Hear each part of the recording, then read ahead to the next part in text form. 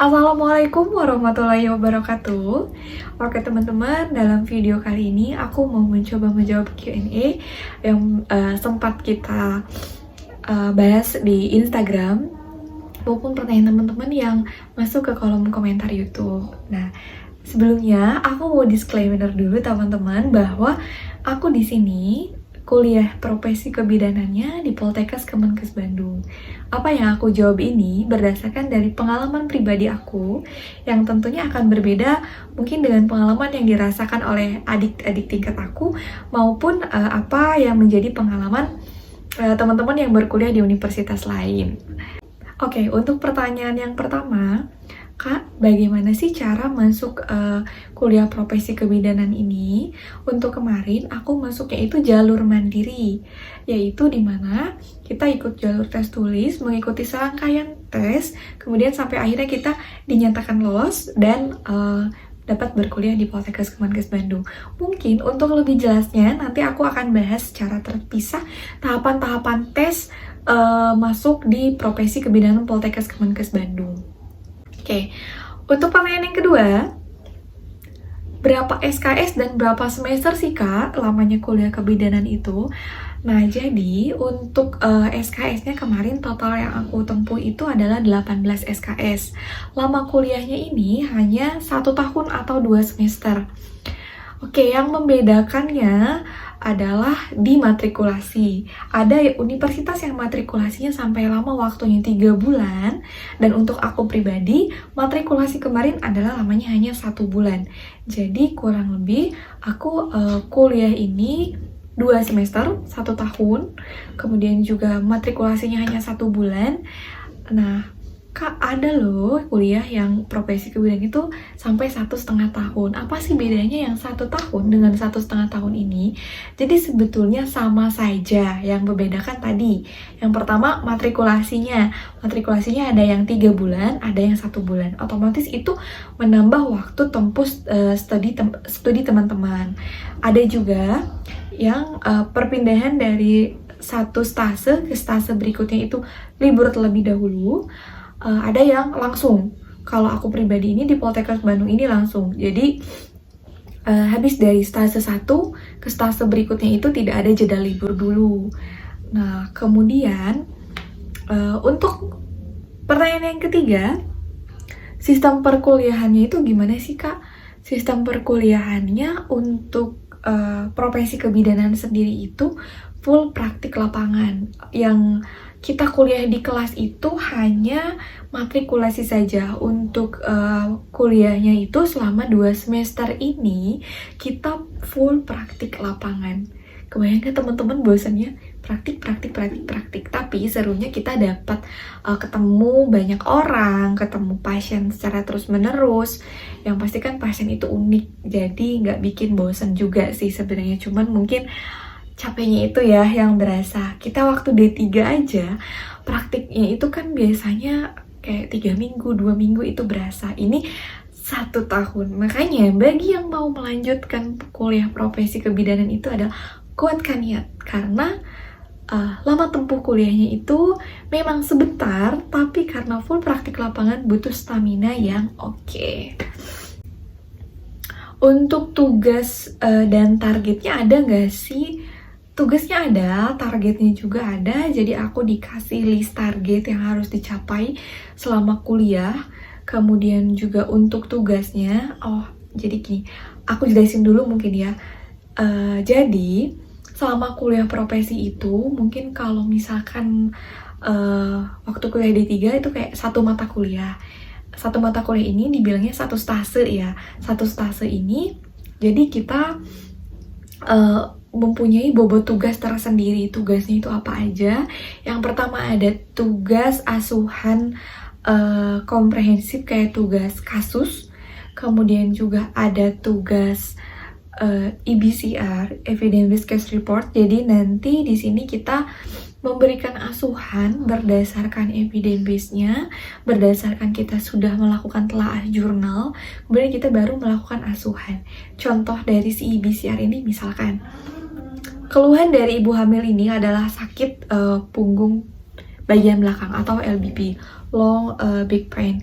Nah, di mana si LBP ini berdasarkan evidence base-nya, berdasarkan jurnalnya, dapat diberikan asuhan atau dapat diberikan treatment oleh kita, misalkan berupa yang aku pernah ambil itu yoga. Pengaruh prenatal yoga terhadap mengurangi nyeri tulang belakang pada ibu hamil trimester 3. Jadi sebetulnya sama seperti kita melakukan skripsi, tetapi ini bersifatnya studi kasus, hanya satu pasien misalkan yang kita ambil.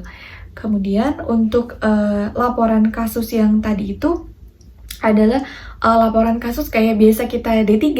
Jadi kita mengasuh pasien, misalkan ibu hamil dengan anemia. Kita asuh bagaimana penata laksanaannya, kemudian juga bagaimana kita asuhannya berdasarkan teorinya bagaimana. Kita bahas dalam suatu laporan kasus. Oke, berarti udah 2 ya teman-teman tugasnya. Kemudian di samping tugas itu kita ada juga tugas target. Ada SOAP, pendokumentasian, kemudian juga ada item-item jumlah target yang harus kita capai.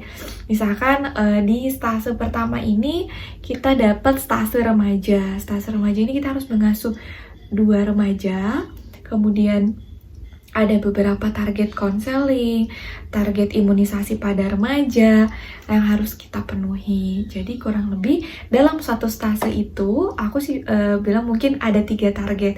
Yang pertama, target laporan kasus, target IBCR, kemudian juga yang ketiga ini adalah target kasus atau target asuhan yang dilakukan. Sama sih seperti D3.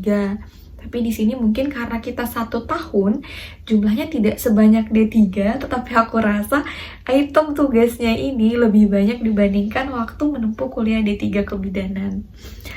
Seperti itu untuk tugasnya. Untuk yang selanjutnya,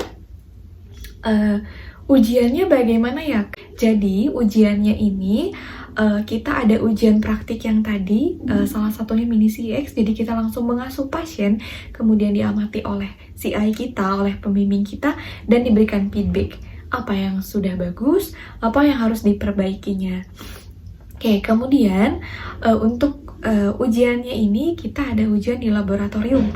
Ujian praktik yang tidak bisa dilakukan di lapangan, kita lakukan di laboratorium dalam bentuk OSC.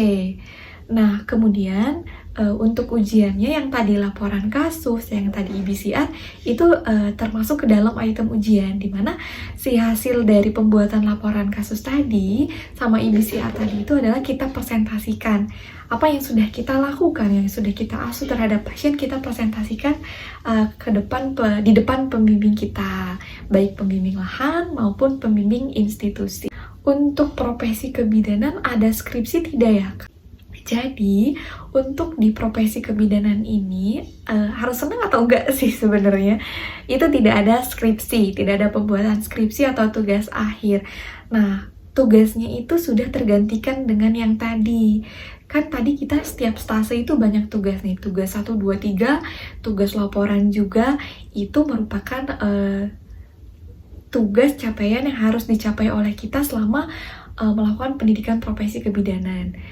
Untuk meringankan kami, mahasiswa, jadi kebijakan dari kampus itu untuk yang asuhan berbasis jurnal ini tidak diberikan atau disatukan di akhir, tetapi per stase ini sudah kami buat. Dan di akhir ini, untuk salah satu tugas akhirnya adalah publikasi jurnal. Jadi dari stase-stase yang tadi yang kita buat asuhan IBCR itu dipilih asuhan yang terbaik, laporan yang terbaik, kemudian dipublikasikan. Oke. Dan di akhir ini juga target-target yang per stase tadi itu dicek apakah sudah tercapai atau belum. Jika belum, kami dianjurkan untuk praktik lapangan atau magang kembali di puskesmas atau di tempat praktik untuk mencapai target yang belum tercapai. Jadi tidak bentuk skripsi, tapi bentuknya seperti laporan yang tadi, di cross check ulang dan publikasi jurnal. Seperti itu teman-teman. Untuk profesi kebidanan ini ada UKOM lagi tidak? Tentu teman-teman ada UKOM. Jadi untuk profesi kebidanan ini ada UKOM. Untuk UKOMnya itu kurang lebih sih sama seperti D3. Untuk jumlah soalnya ada 180 soal. Kemudian untuk UKOM ini menjadi salah satu kelulusan kita dari Poltekkes Bandung ini. Ini berlaku untuk semuanya ya. Jadi UKOM-nya itu exit exam, di mana kita harus lulus dari UKOM ini baru kita dapat dinyatakan lulus dari instansi atau institusi kampus ini. Jadi kalau kita tidak lulus UKOM, kita tidak dapat wisuda.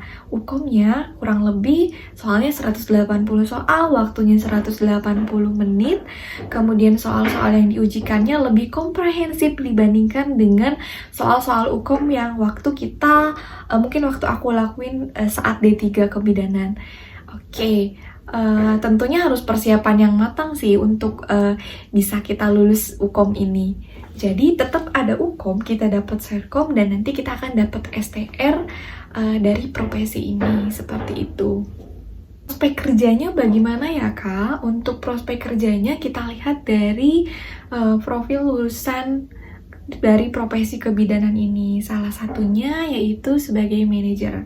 Manajerial yaitu kita menjadi manajer untuk pengelola di praktik mandiri sendiri bisa, untuk manajer di lapangan atau di instansi kesehatan seperti puskesmas, rumah sakit, kita menjadi CI atau kepala ruangan, kemudian menjadi community leader. Jadi kita nanti bekerja di komunitas, menjadi bidan komunitas. Mungkin itu beberapa gambaran untuk prospek kerja dari profesi kebidanan nantinya. Yang membedakan profesi kebidanan dengan pendidikan lainnya apa sih Kak? Yang pasti untuk profesi kebidanan ini tidak setara dengan S2. Jadi sempat ada pertanyaan, Kak kan untuk syarat masuk profesi kebidanan itu minimal lulus dari D4 atau S1 kebidanan. Berarti si profesi kebidanan ini pendidikan S2 ya Kak? Bukan teman-teman. Jadi kalau kita lihat level dari KKNI ini, bahwa profesi kebidanan ini berada di level 7, tapi tetap berada di bawah S2. Jadi kita bisa lihat di sini, aku kasih lihat. Di sini kita dapat lihat perbedaan antara D3 kebidanan, D4 kebidanan, dan profesi kebidanan kemudian S2. Jadi pada saat teman-teman lulus, teman-teman berada di level mana? Ada di level yang ini gitu. Jadi seperti itu ya teman-teman yang membedakannya. Untuk gelarnya apa ya Kak? Untuk gelarnya kalau kita melakukan kuliah profesi kebidanan di institusi Politeknik Kesehatan, itu kan pendidikan vokasi. Lulusnya itu dengan gelar BDN. Jadi misalkan di belakang kita ada nama tambahan gelar BDN, atau di depan kita, penulisan di depan bisa juga. Saya sempat tanya sama dosen saya untuk penempatan gelar itu baik di depan maupun di belakang sama, yaitu BDN. Tetapi bagi teman-teman yang melanjutkan pendidikan profesi kebidanannya di universitas, gelarnya itu adalah BD. Penempatan gelarnya sama, bisa di belakang ataupun di depan, seperti itu. Suka dukanya yang pertama, sebenarnya sih happy aja ya untuk kuliah profesi ini. Karena kan untuk aku ini berkuliah profesi saat pandemi. Jadi kita itu istilahnya selain berjuang dengan target-target yang tadi udah aku sampaikan ini, ada si pandemi ini juga. Kita harus mampu adaptasi dengan pandemi, dan kemudian pasien pun yang datang ke fasilitas kesehatan itu terbilang cukup sedikit. Jadi untuk pencapaian target ya agak lumayan lah ya untuk mencari pasiennya. Selain karena di saat pandemi ini pun kita harus ekstra untuk jaga kesehatan, apalagi banyak juga teman-teman yang sempat sampai terpapar pada saat praktik. Kemudian karena praktiknya full 1 tahun di lapangan, jadi kayak ngerasanya itu sesuatu banget. Kita 3 minggu praktik aja tuh kan kayak, ya mungkin kalau waktu D3 tuh kayak praktik ini tuh refreshingnya kita loh. Selama kuliah kan di kampus, di kelas, materi terus, kemudian kita kayak refreshing sedikit untuk praktik lapangan kayak cuman 2 minggu, 3 minggu, paling lama kan 1 bulan. Mungkin pada tingkat akhir kayak 2-3 bulan gitu kan. Tapi kalau profesi kan 1 tahun. 1 tahun itu dengan target yang begitu banyak tadi udah disebutkan di awal. Kemudian juga kita harus benar-benar pinter untuk ngebagi waktu, manajemen waktu kita istirahat, ngerjain tugas. Ya harus benar-benar terorganisir gitu istilahnya. Dan juga karena 1 tahun di lapangan ini ya lumayan bikin gitu. Gimana sih praktek dan tugasnya lebih banyak, tuntutannya juga lebih banyak. Tapi ya waktu dijalanin seru-seru aja. Cuman kalau flashback, kayaknya kuliah terberat aku itu waktu profesi kebidanan dibandingkan saat D3 maupun D4 kebidanan. Tapi dari segi pengalaman yang didapatkan sangat banyak dan lebih banyak sekali saat profesi kebidanan ini, karena kita optimalkan untuk menimba ilmu sebanyak mungkin. Kayak di lapangan itu karena kita praktik ya, benar-benar praktik, jadi kayak ketemu banyak pasien, kemudian waktunya karena lama, jadi kita itu optimal gitu untuk betul-betul belajarnya.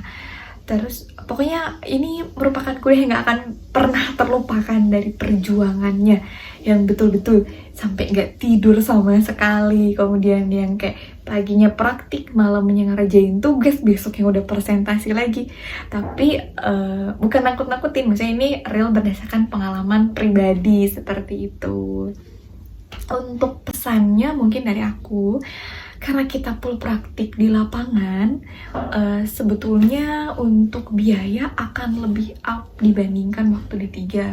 Pertama untuk biaya hidup, kemudian juga untuk semesteran sih nggak terlalu ya, tetapi untuk biaya hidup itu sih aku rasa agak lumayan, karena pertama aku kos, kemudian juga untuk kebutuhan sehari-hari, kemudian untuk print dan lain-lain gitu kan. Mungkin pesan dari aku untuk teman-teman yang mau kuliah profesi kebidanan, cari tempat kuliah yang dituju itu kalau bisa itu deket dengan domisili teman-teman, karena nanti kita tuh kan akan full praktik lapangan, libur itu minim sekali gitu.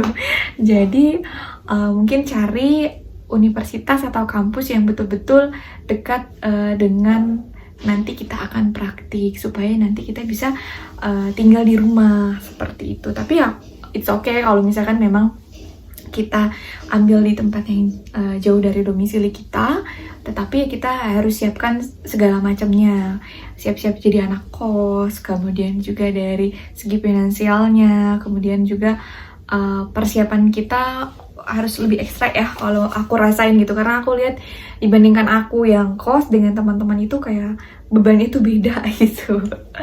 Karena kayak kita capek pulang ke rumah masih bisa disiapin ini tuh, ada orang tua, ada namanya di rumah gitu kan, beda halnya dengan kos. Kita capek pulang aktivitas seharian itu, belum lagi harus tugas, yang namanya anak kos harus menyiapkan apa-apa sendiri.